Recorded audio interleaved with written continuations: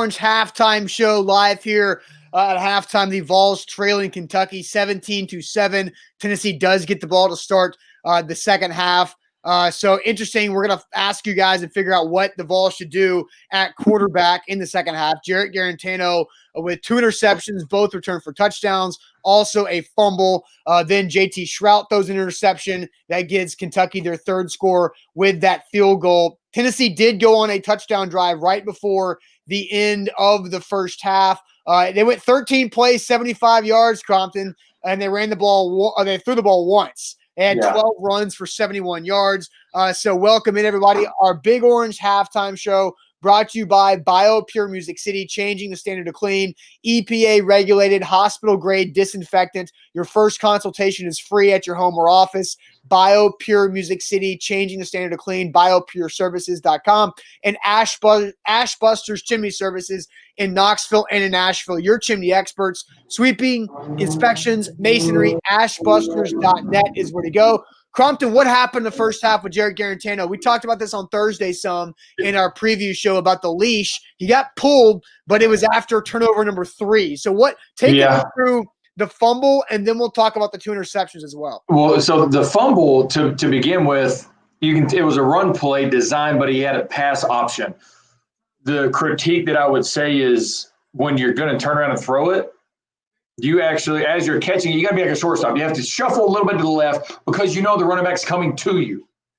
You know what I'm saying? So it's a small thing that turns into a big disaster, which is an easy fix, but we just can't have that. You're playing in big-time SEC football. That's not acceptable. As far as the 2 interceptions, I see what he was doing on the first pick 6, but man, it's man coverage. The field outs are the longest throws besides a field hitch in football. They hang in the air longer. And when you got tight man-to-man coverage, especially against a good DB, that's a throw you just don't want to make. And Jordan Rodgers pointed out on the broadcast that he could see that pre-snap. So it was a bad pre-snap read in a poor. Here's the one thing I'll say about in this instance, Jordan Rodgers. It's easy for us to sit here and say, oh, that's a bad pre-snap read. Jordan Rodgers does not know Guarantano's reads. He does not know Chaney's offense. He does not know the ability that Chaney gives him to go from point A to point B. Should he have thrown it? No. But Jordan Rodgers sitting there on air just trying to state, oh, that's a bad pre-snap read. He does not know what the hell he's supposed to be looking at from the quarterback perspective under Jim Chaney. That's just the bottom line. So should he have thrown it? No, not even close. Should he have eliminated pre-snap? It depends on his pre-snap read. It depends on what he's supposed to be looking for, his certain keys that he needs to be looking at. But either way, if you are going to throw that, that's a ball that we say that's my guy or nobody. Mm-hmm. It's up and away outside because it is man-to-man coverage versus a field out. Those balls hang in there a long time. When you're going against a good corner, it has to be the perfect throw where it is up and away, where he has no play, my guy toe taps it, or nobody gets it. Right. But the second one, at that point, you're trying to press. You're trying to make a play. Check the ball down to you're running back over the ball.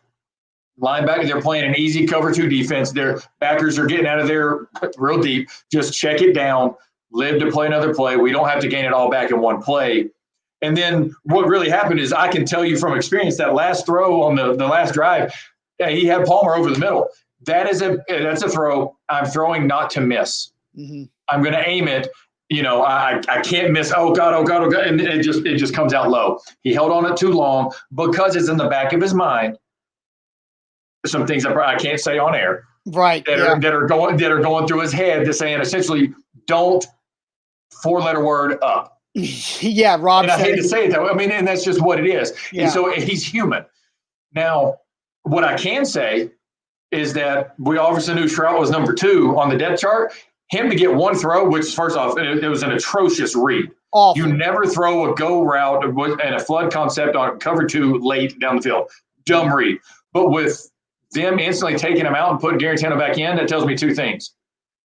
Maurer and Bailey are not there yet. At all. And the other thing, they don't trust them to manage a game yet.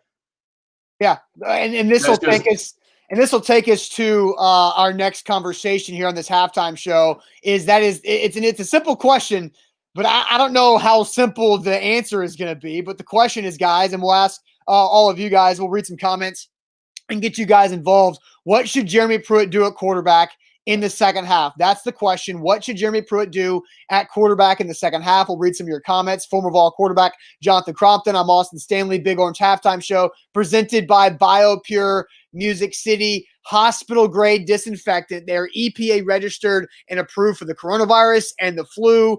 There's no harmful residue on your surfaces. It's safe on your electronics and your office equipment and furniture. Also safe for your pets. It can if you run an office, this can reduce sick days and improve productivity. It's quick and non-invasive because electrostatic disinfectant systems. BioPure Music City. For a free consultation, hit up 615-635-0555 or go to biopureservice.com. So, Crompton, I'll let you start before I read some comments. What should Jeremy Pruitt do in the second half at quarterback as they have a chance to win this game? Tennessee gets the ball to start the second half, and Kentucky's offense is zero threat right now. And that's the thing. Kentucky's offense is just as bad as ours right now, minus the turnovers. So what should we do at quarterback in the second half? There's two ways of going about it. You either lead Guarantano in and say, we're going with Eric Gray. He's 18 for 101. Yeah. And we're just going to pound the crap out of the rock. Or you're going to have to put in one of these other guys and say, we're going to air raid it and see what we can do. Is there a right answer? I have no idea. I'm just going to be completely honest with you. I'm glad I'm not the guy making this decision. But the way that Gray's running the ball, I'm probably going to choose the latter of the two and say we're going to run the rock because we're more physical than you. And he's got 18 rushes in the first half for over 100 yards. Our big guys are better than your big guys and go that route. And then after this game, we got to open this competition. Yeah. We have to see what we can do. Especially next week. We all know what's coming next week. Yeah, Alabama and Nick Saban's not missing any games at all. Exactly. Surprise. How I know. Like Tyler says, bench him. He's not very good. Nick says he's also scared to run the football. He has 15 yards of running room on every single play. B-Hall brings something up that I thought was interesting. Brian Maurer on Instagram on Monday night, Tuesday, back-to-back, was in LA, like Los Angeles. And so I don't exactly know what was up with that. I don't know if he's back. There is nothing current on his Instagram stories as of right now. But Brian Maurer, in my opinion, is better than JT Shrout. But JT Shrout is not any good. JT Shrout wasn't any good last year when he had his opportunity. The thing here's what you're hitting on a subject that we could go on for a long time. Right. It's very obvious right now that Pruitt and Chaney at the same time, but more so Pruitt because of where he has came from prior to being the head coach at Tennessee, they always wanted a game manager, not a game changer, a game manager. That being said, it's very easily seen that's what our offense is doing right now. Yeah. We're trying to manage the game and stay in a game. Against a Kentucky team, yeah, you could argue they can be 3-0. It's crap. They're not. They're 1-2. Right. They're 1-2, and we are better than them. I agree. Tennessee's a way better football team than Kentucky is right now. It's 2 pick sixes, which Kentucky has 3 pick sixes the last 2 weeks. But the thing is, so kudos to Kentucky. What I'm getting at is we can't manage a game. We have to win the game. Going back to that throw where I said he was going to not miss and not mess up.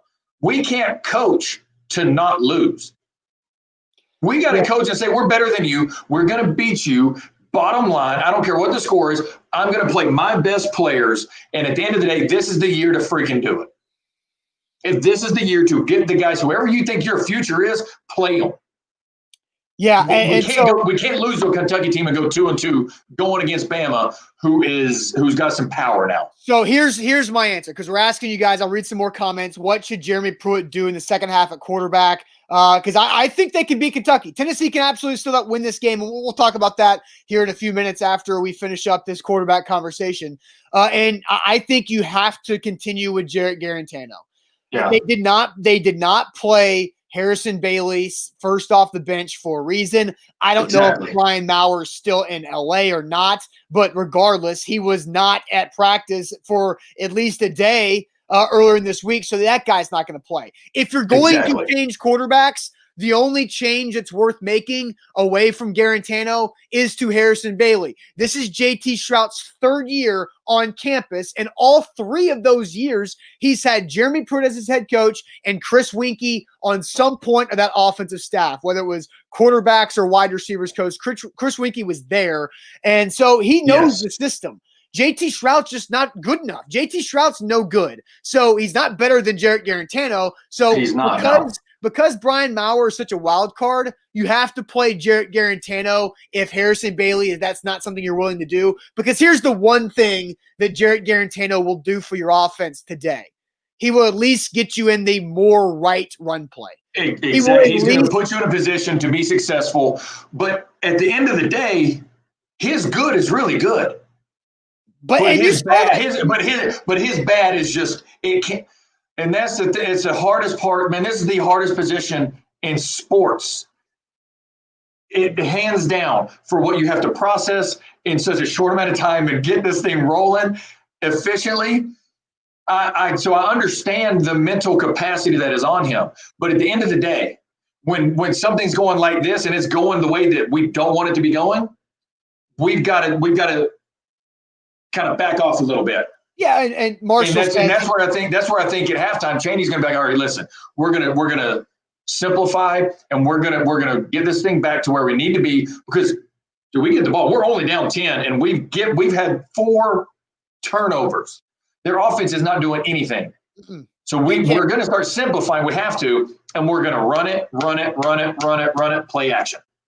Yeah, I mean, it's just really, what we're going to have to do this half. It's really the only option that he has is Jarrett Guarantano, and that's painful for me to say that because like the Jarrett Guarantano is so broken, it's ridiculous. Like they showed the quarterback rating peaks and valleys on the SEC network, and like that's absolutely insane of how his good can be that high, but his bad can be that low, and it's absolutely infuriating. We have a humongous show right now, and every single person watching the show is beyond infuriated and up, like physically, and their stomach probably hurts watching Jarrett Guarantano on a every other week basis because you don't know what you're going to get. So if the answer is not Harrison Bailey, it is only Jarrett Guarantano, because that's just the situation with Stroud Maurer.